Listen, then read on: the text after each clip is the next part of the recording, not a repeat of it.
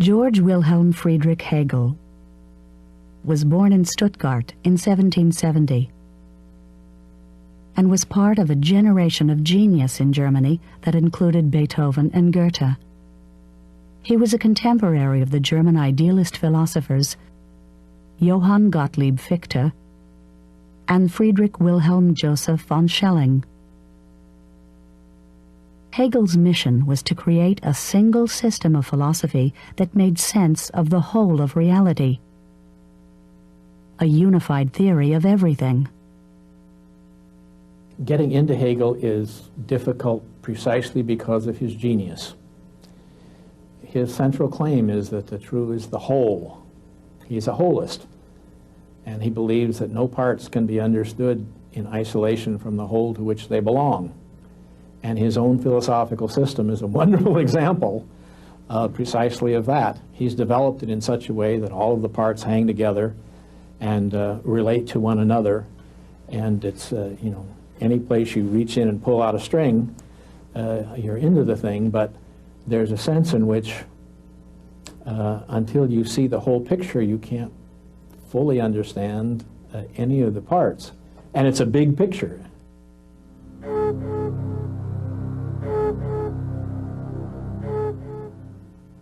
In many respects, Hegel's thought was a continuation of the German idealists whose work preceded his, notably Schelling and Fichte, who themselves were reacting to Immanuel Kant's revolutionary reformulation of philosophy. Kant's legacy was monumental and included the notion that our minds are explicitly designed to enable us to understand the world of experience. What lay beyond the world of experience was, by definition, unknowable by the categories of the mind, a realm which Kant termed the noumenal. What could be known through the senses he called the phenomenal. We never experience the noumenal realm, because the categories of the mind apply only to the phenomenal, not to the world in itself. The German idealists argued that if we know that the noumenal exists, then we in fact do have knowledge about what Kant deemed unknowable. Specifically, that it does indeed exist. Furthermore, how could a thing in itself cause our sensations, as Kant believed, without giving us any knowledge of the noumenal realm? These objections led the idealists to the position that whatever is knowable.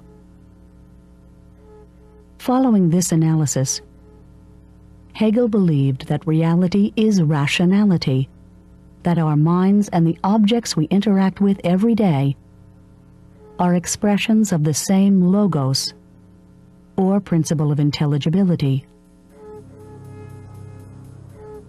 For example, when we look at a pencil, what we are seeing is the collection of our ideas about that pencil. It is yellow, long, sharp, and so on.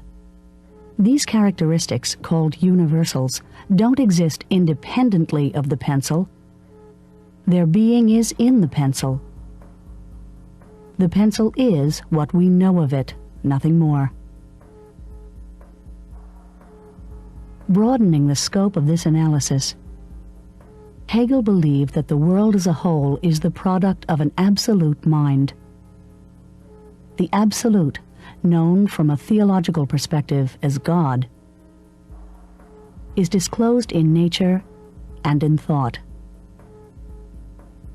Everything that happens in the world is a progressive self-unfolding of the absolute, what Hegel called the idea. The idea is developed, objectified in the world, and then returns to itself as it's being understood through human history. Put another way, the universe comes to self-consciousness in human thought. To recognize reason as the rose in the cross of the present, and to find a delight in it, is a rational insight which implies reconciliation with reality.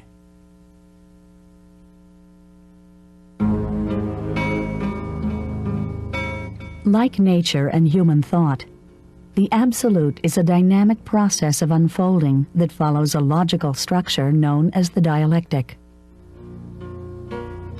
The dialectic follows the mind's natural inclination to move from the general to the specific.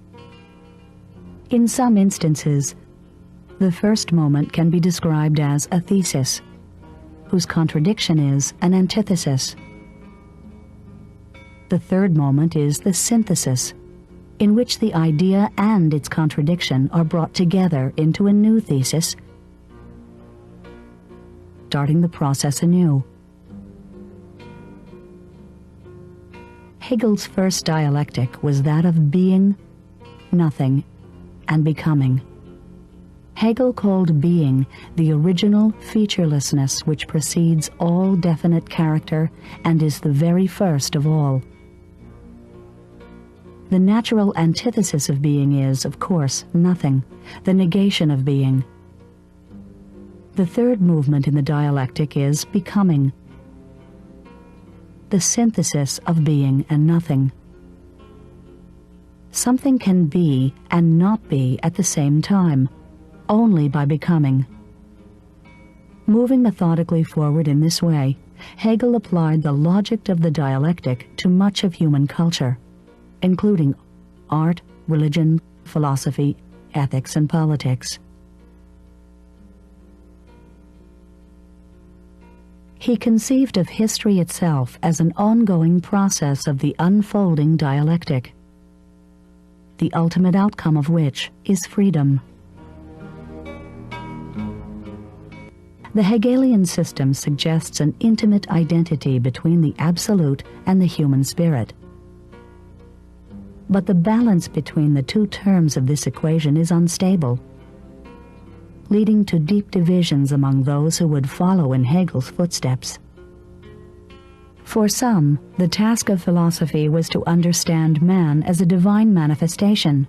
For others, to understand God as a human production. In Hegelian philosophy, everything is connected eventually in the idea as the absolute. It is a great reconciling synthesis, one which Marx, Nietzsche, Kierkegaard, and others would react to in very different ways. And Hegel is always making the claim that philosophy must be and can be knowledge in the strongest sense of the term. That implies that you have to get the totality, you have to get the completeness, you have to get to the end. And it seems to me that this is Hegel's most vulnerable point, because as soon as he says this is the totality, someone's going to come along and say, but you left this out. And he will respond, well, I mentioned something about that along the way.